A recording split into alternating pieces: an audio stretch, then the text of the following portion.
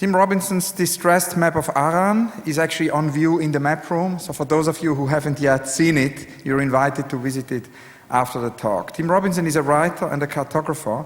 After a trajectory as a visual artist in Istanbul, Vienna and London, he settled in the Aran Islands off the coast of Galway and began a detailed study of the landscape of the west of Ireland. Robinson has produced maps of the Aran Islands, of Connemara, and also many, many more maps. And we met for the first time, and I met his work for the very first time through Work for the Eye to Do, which was actually with Simon Katz, and it was at the moment where also Gustav Metzger and Tim Robinson had exhibitions in this space. And it was very fascinating to see how Tim Robinson, from an early practice as a visual artist, went then into map making and then into his extraordinary literature. He has written many books, The Aran Islands, Stones of Aran, to just give some example. He won the Irish Book Awards for non-fiction in 2007 for Connemara, and is now working on many more books. And before we experience the map in the map room, I will now join him and ask him a few questions to tell us about his maps.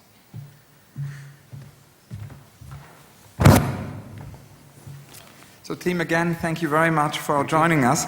I was really very curious, ever since I saw this show at Work for the Eye to Do, what prompted you somehow to move from the art world? Because you were very anchored in the art world, you had artist friends, you worked in dialogue with Peter Joseph, did exhibitions, but you then, in '72, decided to actually start to study the Aran Islands in incredible detail.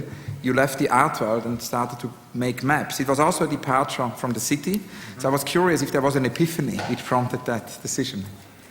It's entirely the fault of my partner, Mairead. She saw the film Man of Aran and suggested that we go there on a brief holiday.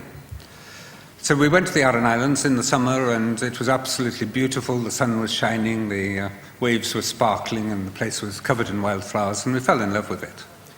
And then later on in that year, we had some landlord problems, as many people did in London at that time. And I was also falling out of love with the London art world.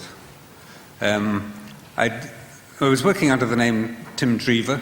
It's my mother's name. I was doing some big environmental installations. I showed one in the Camden Arts Centre and another up at Kenwood, and also exhibiting at the Listen in its very early days.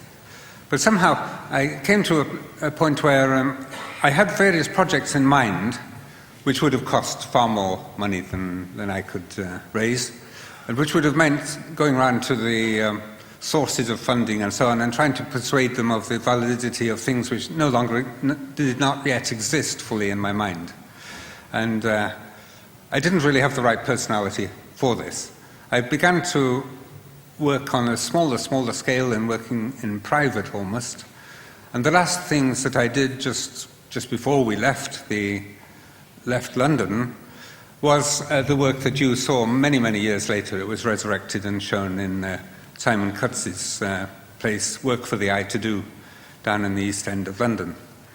And this was a hanging rod, about a yard long, slim white rod with little black ends to it, supported from the top by a multitude of coloured fine silk threads, which were pinned onto the walls and ceiling and so on, and when they were up there, you couldn't see what colour they were, but as they came down towards the point, you got an iridescence forming in the air from all these colours, and suddenly it was as if all these colours made a decision white. There was a moment of break, of transformation, and a decisive step was taken, as I thought later, towards the middle of the earth. I put that work away. Hardly anybody saw it at that time. It was just in my studio. We went off to the Aran Islands, and I found I had the idea of writing a novel, and that didn't get anywhere because I was spending all my time exploring the islands, wandering up and down the boreens, the little tracks, walled tracks, in and out of every field, learning the names of the spring flowers as they appeared, and thoroughly overwhelmed and delighted and enchanted by this place. Until a woman in the little local post office said to me, "Oh, Tim, why don't you make a map of the Aran Islands? We don't have a decent map, and you spend all your time walking." So nobody had ever done one? Well, there was the Ordnance Survey maps, and they were about 100 years out of date. Believe it or not, they were done in 1898. So I was so excited by that suggestion that I started that very evening. I drew out a sketch of the islands, and my idea was to make an image of the islands which would sit nicely on one sheet of paper, which could be folded up.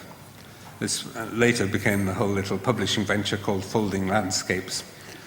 So that the map itself was something tangible with a physical reality of its own. And maybe we'll come back to that later on.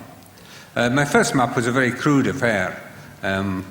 I traced off the rough shape of the islands from the old Ordnance Survey maps and reduced them to the size I wanted and so on.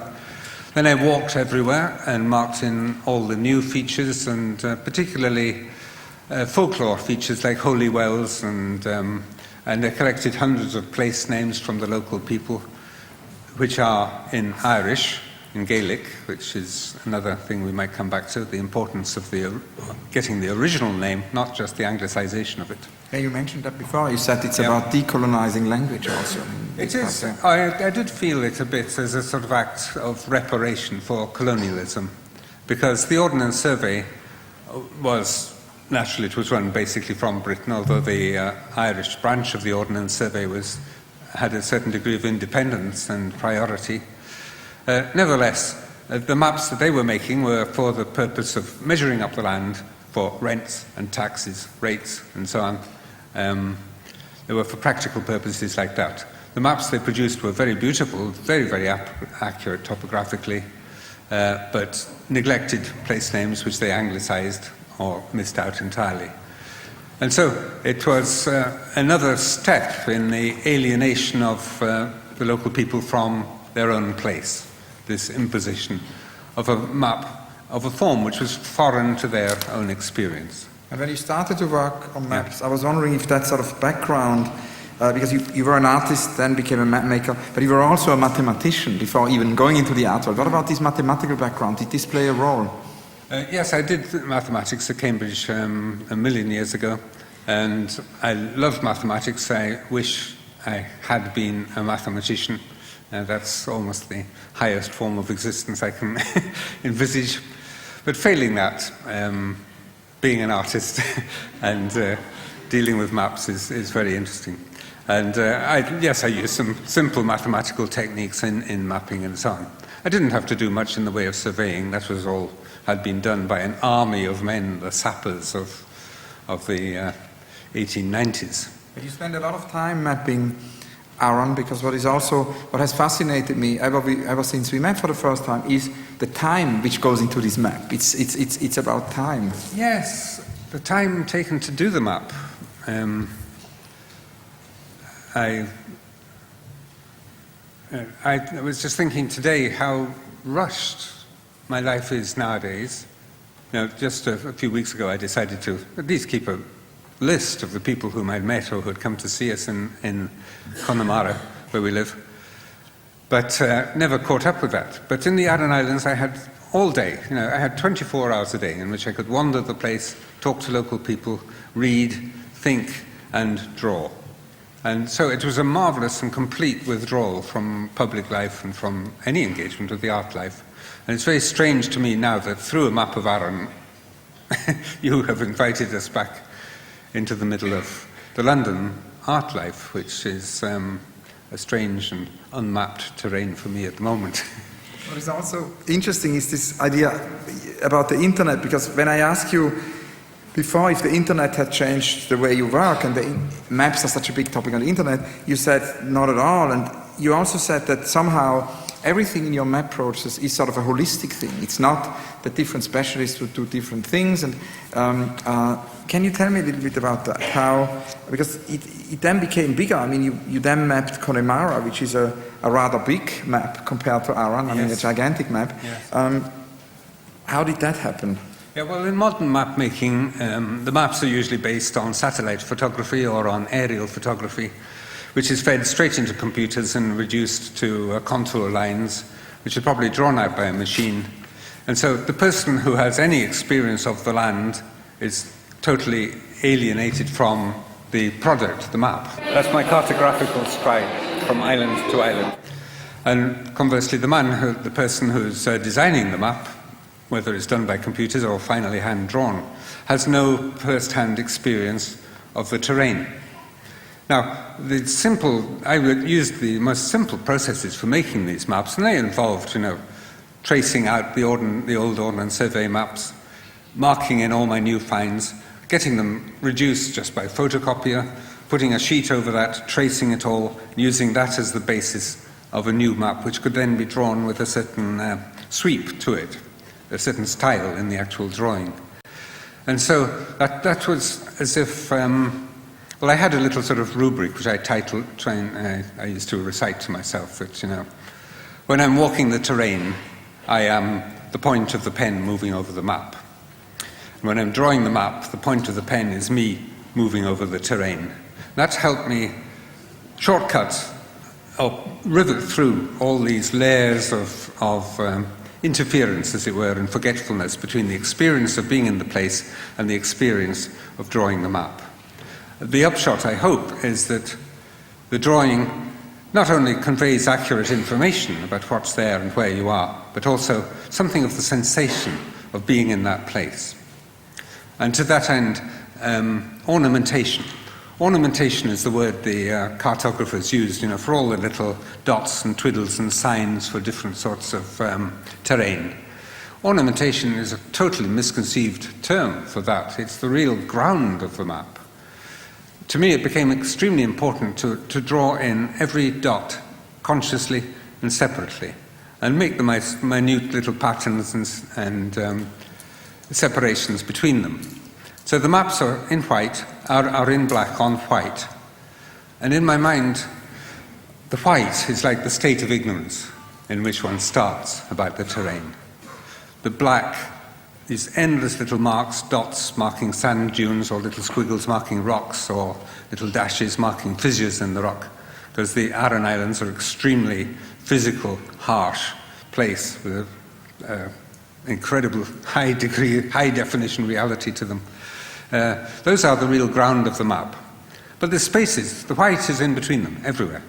Your ignorance transcends any amount of stuff that you learn about the place or can express in one sheet. And the point of the pen brings us also to your literature, because one other dimension of your practice is that then actually your map making triggered these extraordinary books you're writing. And most recently it's actually a book which has to do with Wittgenstein called Connemara, The Last Pool of Darkness, and that became the title of your book. Can you tell us about how this, map making produced another reality, the reality of literature? Yes, I soon realized that although the maps could be potentially a very, very rich form of art, they were not able to express all the things that I wanted to express about this terrain. They were able to express the minutiae and their spatial details, but not a lot of the history, the overarching story of the place, its geology and so on. So trying to put together all those factors into one book, that led me into literature. And it was something which I tried and failed to do in painting, to get some sense of how a landscape or a world was made up of incredible billions of details, and yet at the same time they combined somehow mysteriously to make some great overarching pattern. I'd never been able to seize that or represent that process in painting. I got a bit nearer it in the maps, and maybe I'm having another attempt at it in the literature. That idea that in the books you have things which might not be in the maps, many stories and layers, ties actually in with something Pierre Boulez once told me when he says, in music you have the musical scars, but then you have the scars of the scars, which is all the information and all the things you can't have in the scars. So one could call your literature maybe ours maps of maps. But I know that we are soon running out of time, so the most urgent thing is that we talk about the map here and your wonderful project further exhibited here at the Royal Geographic Society. It's called Folding Landscapes, a distressed map of the Aran Island. Can you tell us how this came about? Simon Cutts, again of Work to the Eye to Do, was curating an exhibition in Cork on the year when Cork was European City of Art, of Culture. And he wanted works on vinyl, and he suggested that I blow up my map of the Aran Islands, which is about this size, to 20 or so feet long, and hang it as a wall painting, as a wall hanging. I thought that would be potentially, might be more interesting to lie it on the floor and let people walk on it. And that's what happened in the end. We blew it up to almost, the size of this screen, I should say, maybe a bit bigger. And it was laid out for a month in a school courtyard in Cork, and with an invitation which said, with a notice which said that the original paper map of the Aran Islands was printed in a large edition, and if one copy wore out, then you just got another one. But this present enlarged edition is singular, like the islands themselves. And I said, you are invited to walk on it, to dance on it, to write on it, to treat it as you see fit. So, leaving it out in the open with an invitation to people to treat it as they saw fit was quite a challenge to the people. It survived a month of terrible weather, of children skateboarding on it. I don't think the same will happen where we've exhibited it here. I don't imagine the RGS goes in for skateboarding. Though skateboarding must inculcate a different geography of the city as well, they might look into.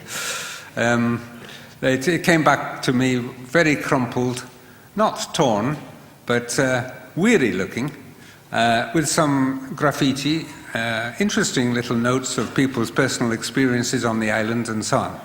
So I thought of it as a distress map, and always wondered when I would get an opportunity to show it as such, and suddenly, out of the blue, you rang up and invited me to do this. So there it is, the distressed map of Aran, and it's in the map room, and I do invite everybody to go and walk on it, dance on it, sing on it, write on it, treat it as you see fit. Thank you very, very much, Tim Robinson. Thanks so much. Thank you.